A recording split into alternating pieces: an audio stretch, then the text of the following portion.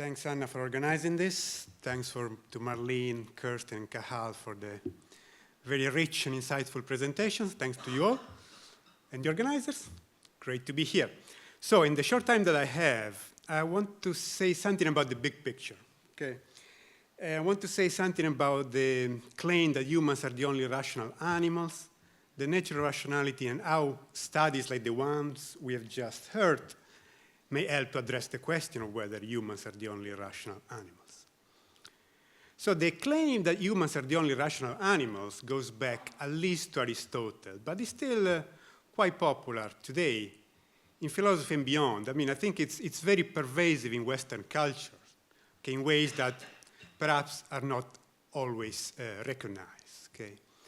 One initial hurdle in trying to assess the claim is that rationality is one of those terms that is used differently by different researchers in different fields, and sometimes even within the same field.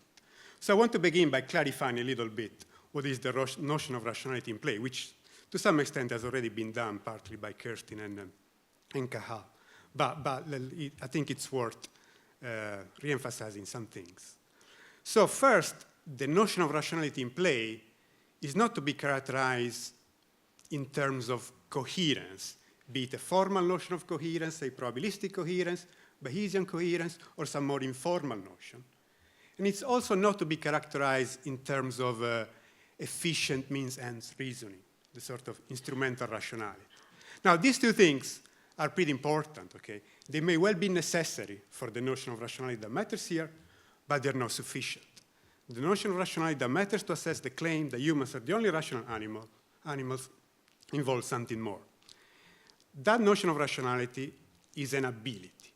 And let me clarify here, as all abilities, it is consistent with failures to exercise them on some occasions. So the fact that all of us, on occasions, perhaps many occasions, we do stupid things, we form beliefs that are not supported by the evidence, okay?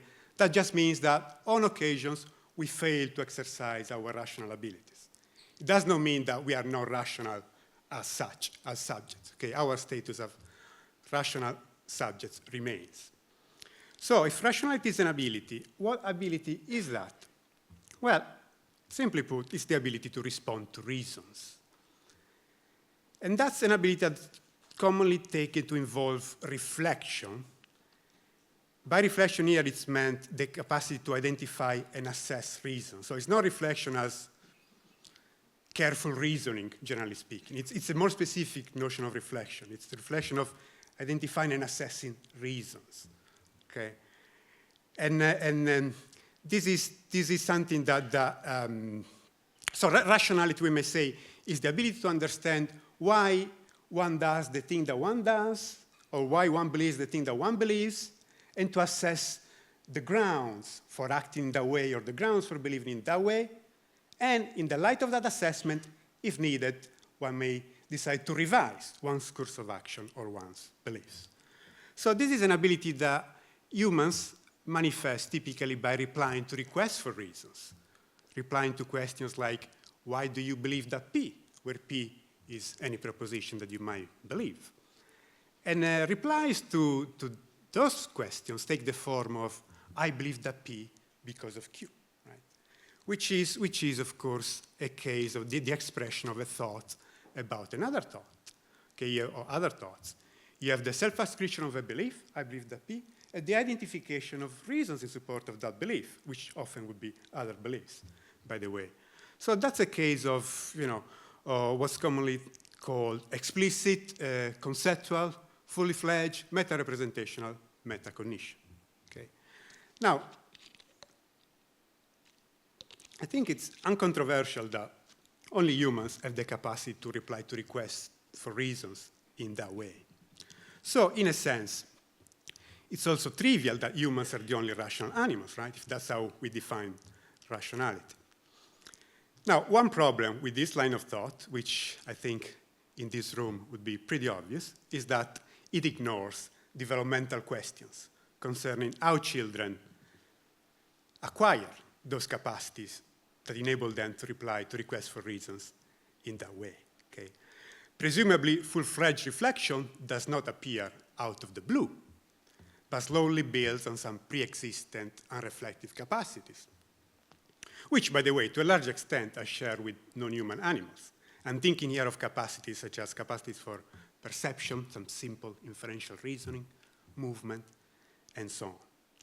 And presumably, those unreflective capacities will not be entirely detached from what defines rationality, for the capacity to identify and assess reasons, okay? Otherwise, we would have the rationality sort of appears out of the blue. And that seems to require some sort of explanation.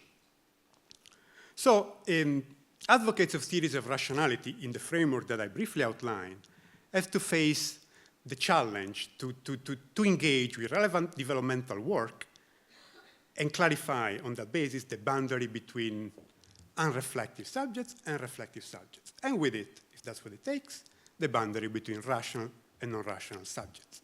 Now, the importance of developmental work here is not just that of giving us a timeline and tell us our age children begin to manifest the capacity to identify and assess reasons or to reply to requests for reasons, okay?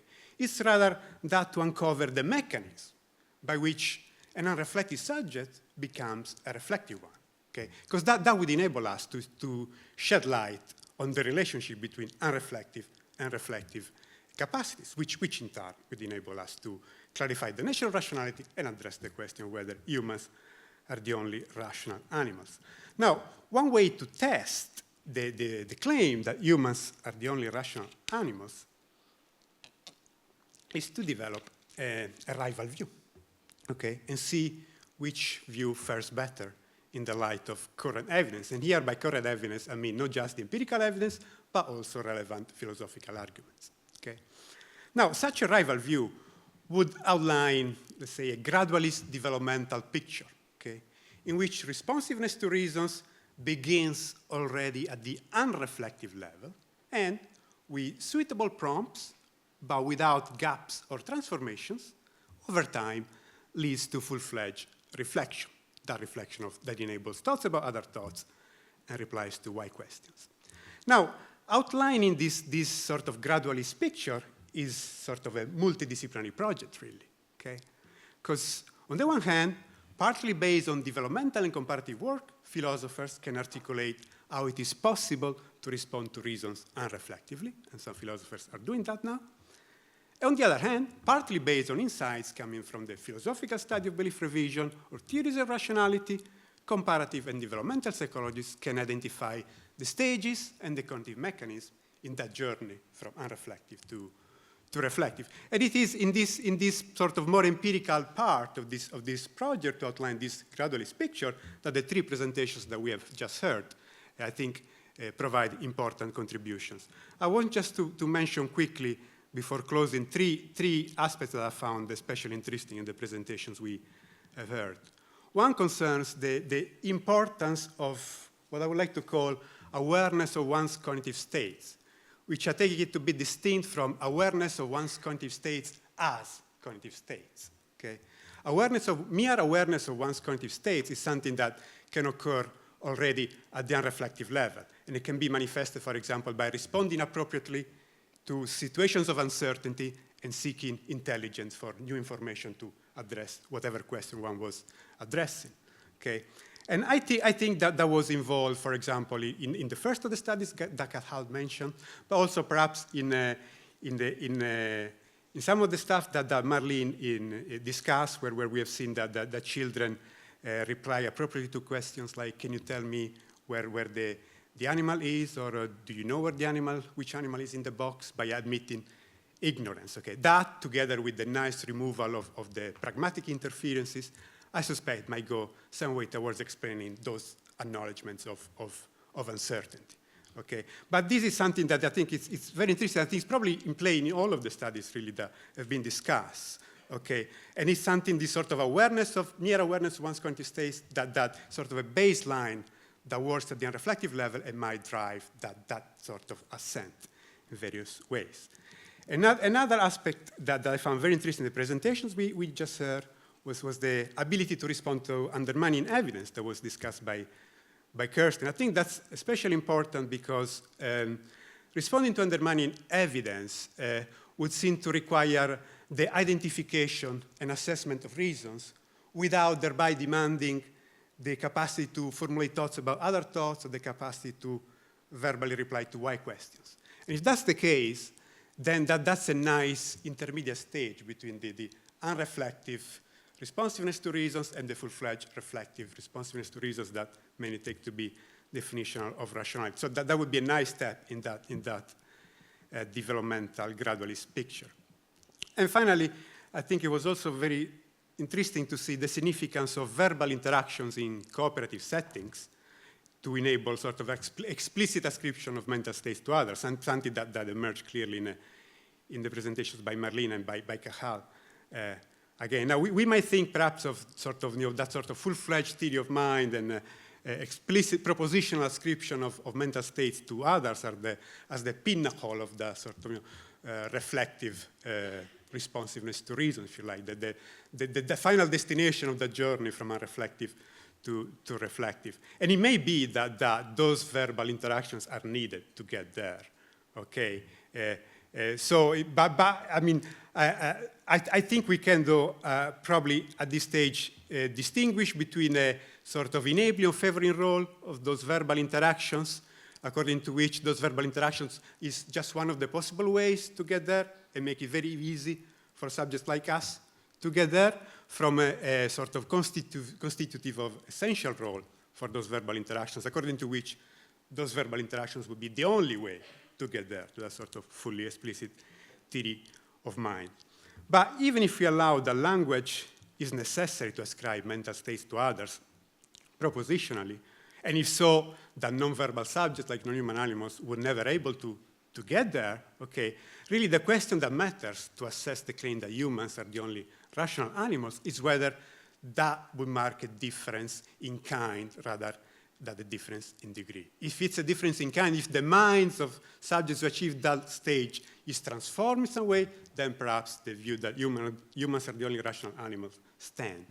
If it's a difference of degree, then that view may be falsified.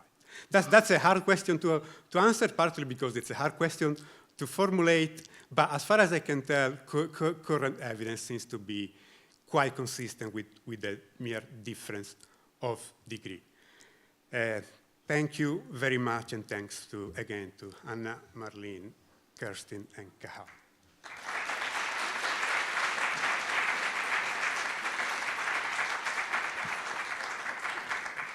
Thank you, Giacomo. Are there any questions?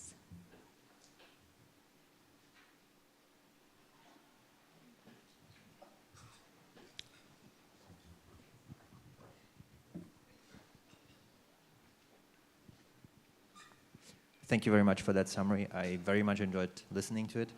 I sympathize with the idea that rationality is not defined by efficiency. So it is not instrumental rationality. And I was wondering if you or maybe the other speakers want to say a little bit about their thoughts, what the implications of this are for running studies with children. Because when we run studies with children, well, we usually have some kind of incentive for them. We have some kind of efficiency that they have to, well, achieve, or that they have to work with. Does that make sense, what I'm asking?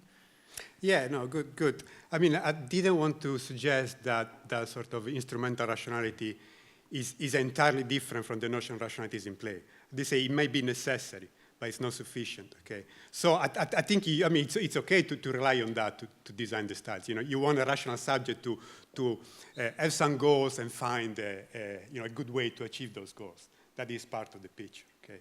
It's just that the notion of rationality that is in play for this claim humans are the only rational animals adds another layer, namely the layer of, I can identify and critically evaluate those reasons, and on the basis of that evaluation, I might decide to change course of action, basically. And you do that explicitly and in many views linguistically.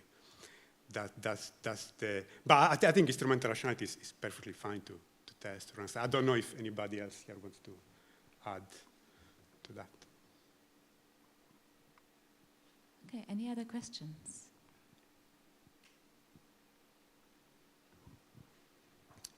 Thanks.